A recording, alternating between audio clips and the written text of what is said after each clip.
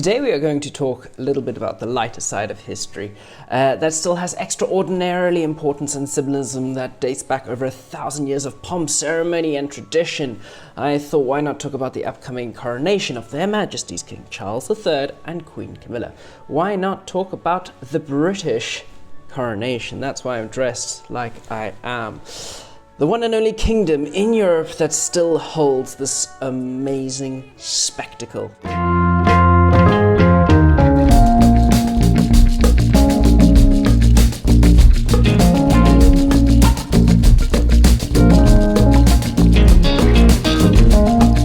Welcome to the show. I'm of course the Knight of History, and this is the history of the British Coronation. Part 1, there's going to be Part 2, maybe even Part 3. I doubt there's going to be Part 3.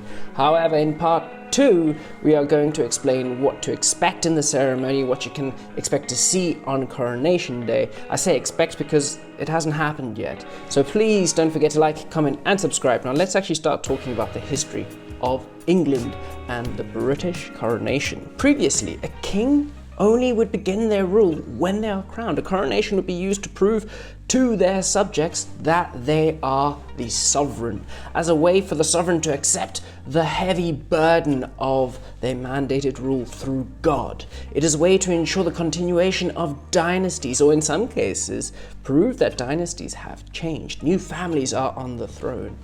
You have the likes of Henry VII, who was crowned just after beating Richard III on the battlefield of Bosworth Field. Then the boy kings like Richard II and Henry VI being crowned. But for the past 1,000 years or so, since the Norman conquest of William the Conqueror, the Duke of Normandy, the coronation has remained relatively unchanged. Buckingham Palace states the coronation is a solemn religious service together with the occasion of celebration and pageantry. The symbolism has retained similar structure over 1,000 years, and this coronation year is expected to include the same cause and elements of these traditional times, whilst recognizing the spirit of today, of our times. For the past 900 years, the ceremony has taken place in Westminster Abbey in London. Since 1066, the service has almost always been conducted by the Archbishop of Canterbury. The very first Archbishop of Canterbury was Saint Augustine, sent by Pope Gregory I in 597 AD to convert the pagans in England. It was he who introduced the English kings to the concepts of a coronation, but instead of having a crown, they wore warriors' helmets. It is still this person in this position of Archbishop of Canterbury who leads the main religious aspects of the coronation even today. At the coronation of Edgar the Peaceful in 973 AD, his Archbishop Dunstan copied the coronation of the Frankish king Charlemagne, the Holy Roman Emperor.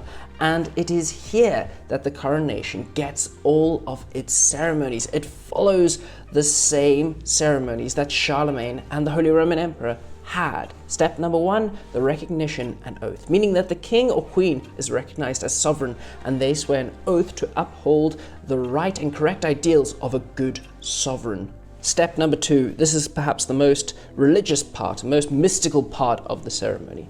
The next is the anointing. The Archbishop anoints the sovereign in a special oil, which is made in the Holy Land in the Church of the Holy Sepulchre in Jerusalem.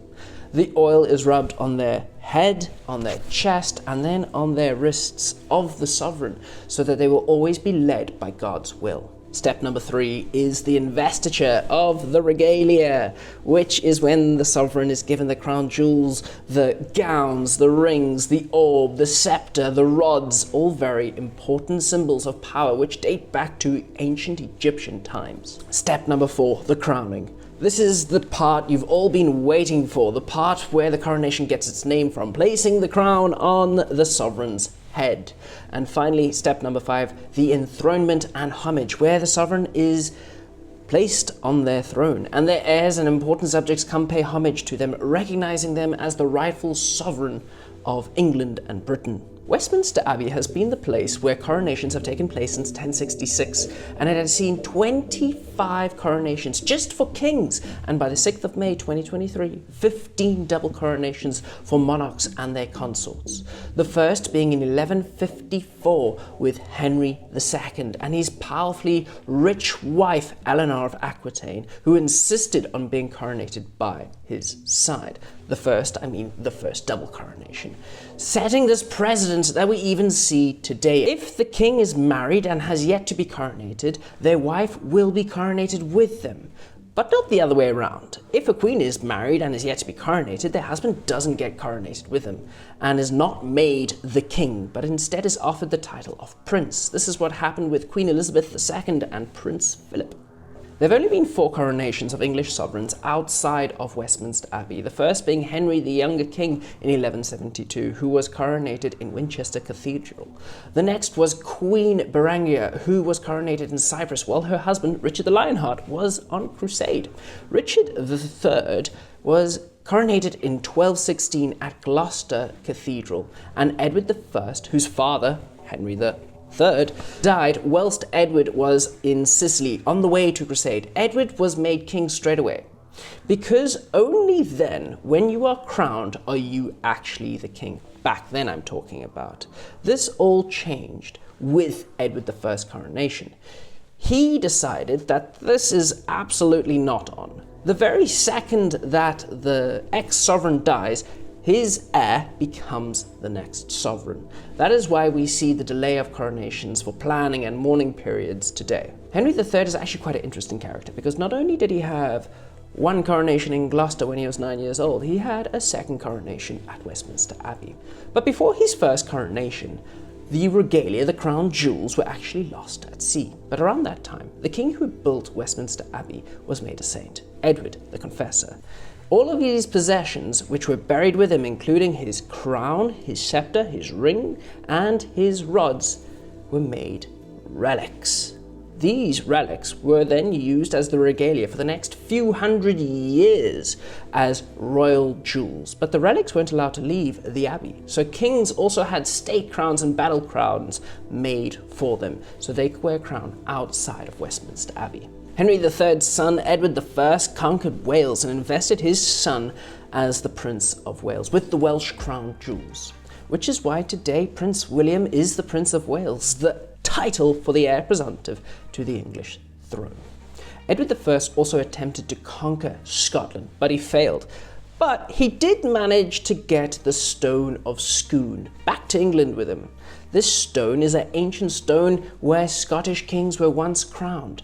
Edward had a wooden throne called St. Edward's Chair to be built around it. Over the years, it became elaborate, more gilded, and more amazing, but it has been used by every single sovereign since. On their coronation day, they get to sit in St. Edward's Chair.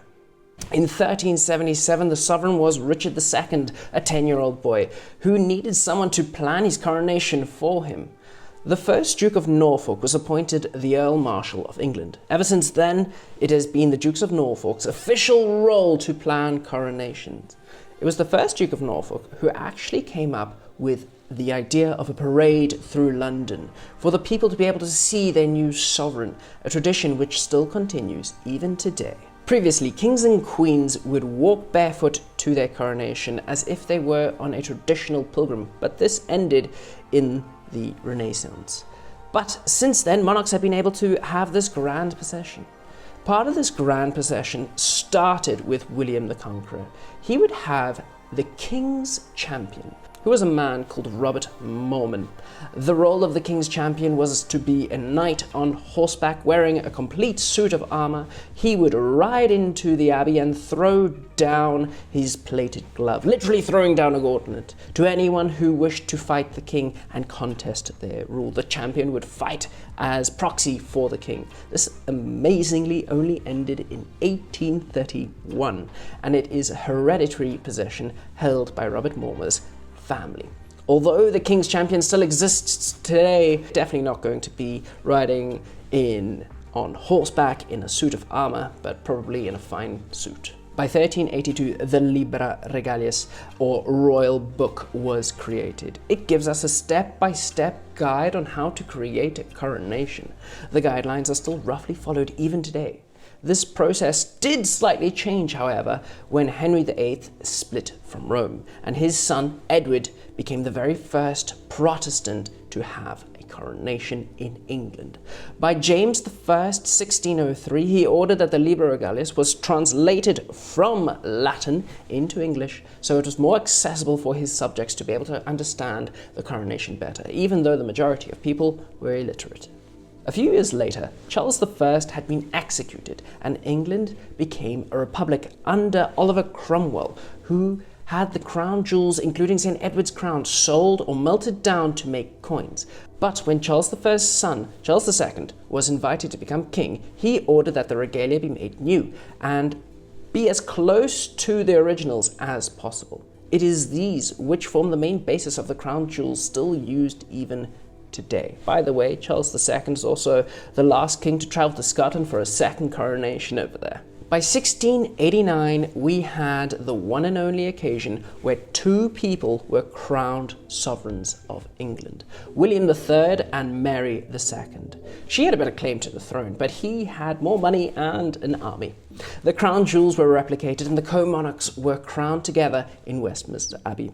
Funnily enough, the next king of England demanded that the coronation be performed in Latin because he was George I of Hanover, a German who could not speak English. George IV, his coronation is said to be the most amazing spectacle ever, as he spent £28 million in today's money, not on security or anything like that, but on his robes and his regalia and ceremony.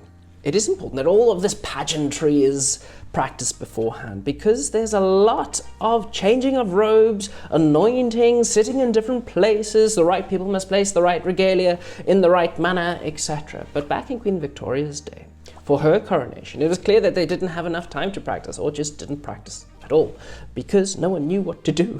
It was a complete shambles that took around 5 hours to get through. But it was she who started a new tradition. After the coronation, she held a banquet at the newly finished Buckingham Palace, as every single monarch has done since. So much has changed over the past 1,000 years, but perhaps the gap between the last coronation of Elizabeth II in 1953 and the coronation that is coming up have been the years where we've seen the entire world change the most. The coronation is steeped in history and tradition and will aim to honour the 1,000 years of history, whilst reflecting the modern face of the UK and the Commonwealth. In the next episode, part number 2, I'm going to explain what all of these ceremonial things that we are expecting to see actually mean. I say expect because it hasn't happened yet, so I might get some things wrong. I don't know. Please go ahead and like, comment and subscribe. Thank you very much for watching. The more you know.